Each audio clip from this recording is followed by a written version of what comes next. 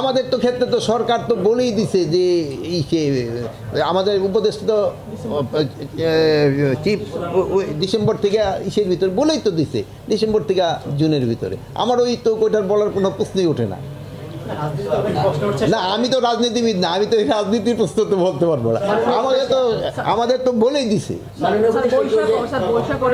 উদযাপনের পরও গতকালকে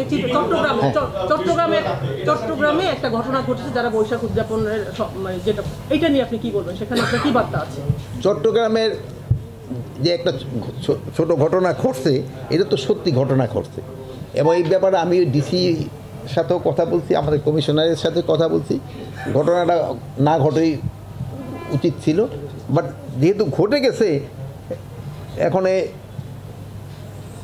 ভবিষ্যতে যেন এই ধরনের ঘটনা না ঘটে, এই জন্য আমরা চেষ্টা করব।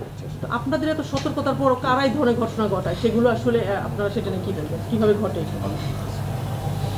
সবসময় সতর্কতা তো আমরা সবসময় নিচ্ছি, তারপরেও তো যেমন ধরেন আপনি একটা মানি ব্যাগ যখন পকেটে রাখেন, সবসময় সতর্ক থাকেন যে পকেট থেকে যেন টাকাটা না, এরপরে থেকে ধরেন যে আবার ফট করে টান্দা বাইর করে দেন।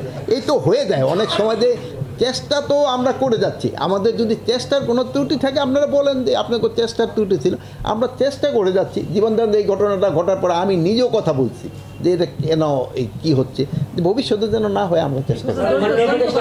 কুয়েটের একটা ঘটনা নিয়ে একটু আপনার একটু চাই। কুয়েটে কিছুদিন আগে কুয়েটের শিক্ষার্থীদের সঙ্গে, এটা আপনি শিক্ষা উপদেষ্টা জিজ্ঞেস করেন, সেখানে পুলিশ ভালো ভূমিকা নেয়, তদন্ত মামলা হয়েছে, তারা একটা সমাধান না করার কারণে সেখানে আবার যিনি ভিসি, সে আবার কিছু শিক্ষার্থীকে সাময়িক বহিষ্কার করে, এটা সমালোচনা হচ্ছে।